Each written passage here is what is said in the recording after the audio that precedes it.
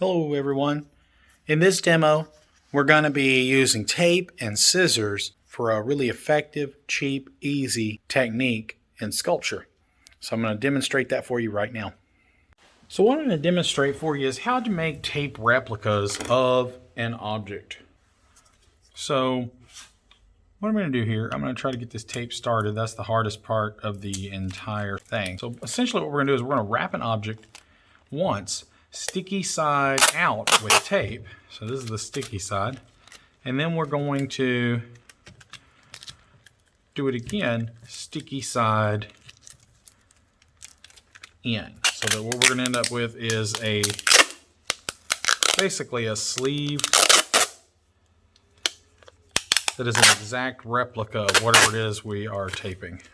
So the key is try not to get it too tight, but just tight enough to get the level of detail that you want, okay?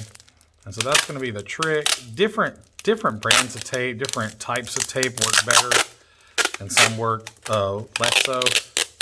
So you just got to kind of experiment and see what works for you. And so I'm going to kind of try maybe hold my hand in some kind of pose here. So we'll see how this works. I may be getting too much detail.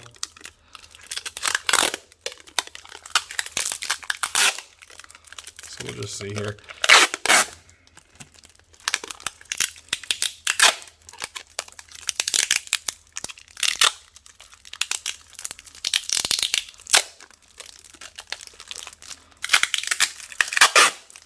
So the reason we wrap the sticky side out and then sticky side down is so that the tape doesn't stick to the model, or what we would call the master, and so that the sticky portion of the tape is concealed inside a plastic barrier so that dust and hair and things like that do not stick in it once the replica is completed.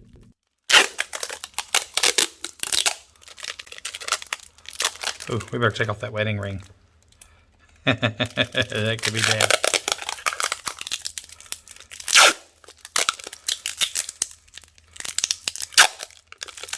Yeah, so now we got pretty good coverage. It looks like I need to come back over here and finish some of that up. And then I'm going to say that's pretty good for our inside layer. So now what we want to do is kind of go around and mush everything in.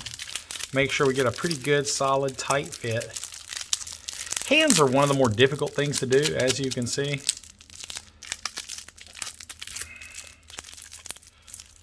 But a hand is what I have readily available with me.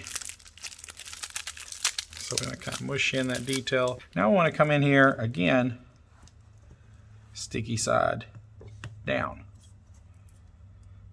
And I may have to fast forward me getting this tape started. Oh, thank goodness, no. So this stuff, it's not too bad.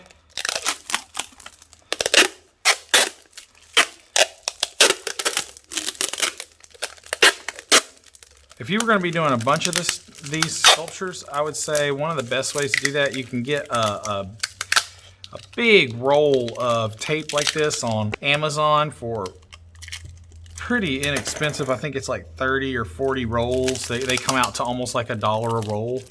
So pretty cheap, pretty cheap. Now let me get my finger in that position that I want it to have so that whenever I get done, it'll kind of hold that position. I like this thinner packing tape right here. It's just packing tape, just regular old packing tape. But this is a kind of a thinner one, and that makes it a little easier for some of these for the process.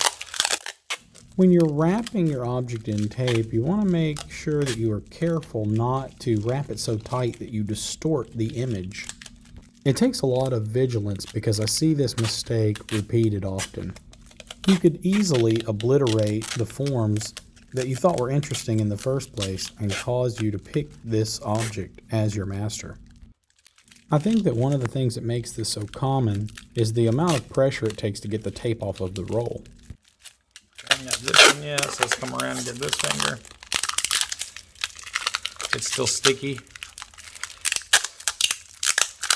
So one of the things we want to do, we want to be loose enough that we don't cut off our blood circulation. And then we also want to be loose enough that we can cut ourselves out. So if you're going to tape a live subject like this, one of the things you have to kind of think about is like, well, you don't want to get it so tight that when you go to cut someone out, you end up having to pinch them with the scissors. So that's something you want to kind of consider if you're using a live person as a model.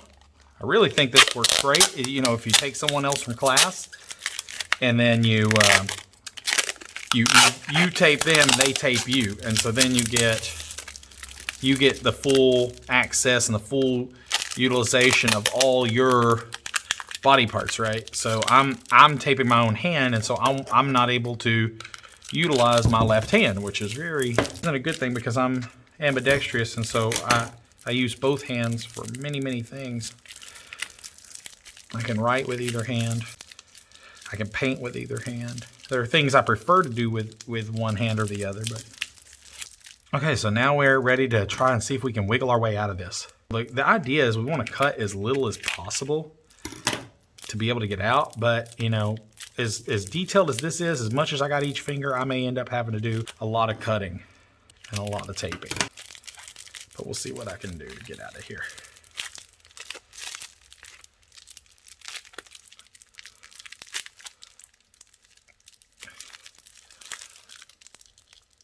I want to be gentle so we don't end up tearing up all the work that we did.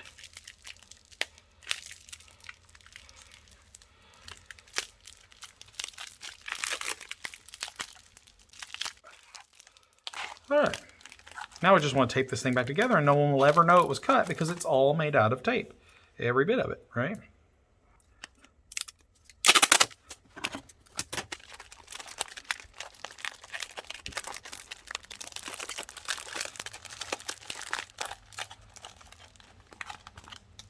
All right, and so I can come through and I can refine this, I can trim it, I can do all kinds of things to make it look nicer. So see, you got this right here, it kind of ruins the shape of the finger. I can always just trim that off with scissors and then make it look really nice, right? I can go around doing that everywhere. Just kind of trim it up. I can add more tape to it as well, here and there. But I've got a really nice hand replica here. You know, you can go back and fix little things that messed up. But not bad. And so what is the goal here? Well, you can take and put gloves on this now, and they'll hold it firm. You can put, you could use this as a form for plaster. You know, you can cover it in plaster and get like this accurate hand, but you could put these really expressive qualities on it.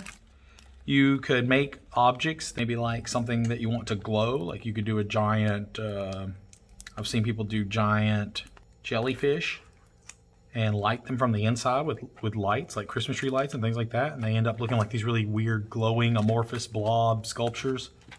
Really nice stuff. And so I could just spend a little bit of time refining this if I want to. I had a student that had copied his leg, and we took some old jeans and stuff that we had in the back, which we have stuff like that. We have old clothing that we can use. And we covered it in jeans and an old shoe and sock, and then he made a sculpture where it looked like it was kicking through a book. And so I would show you guys that, but it's actually on display right now in the main building, so I can't. But some of you who have been to my class before, you probably have seen it up on the shelves. So we got all kinds of really wonderful little magical things on the shelves here. All right, ta-da, I'm married again. Okay, so there you have it, tape sculpture. That's it for this demo. I'll see you guys next time.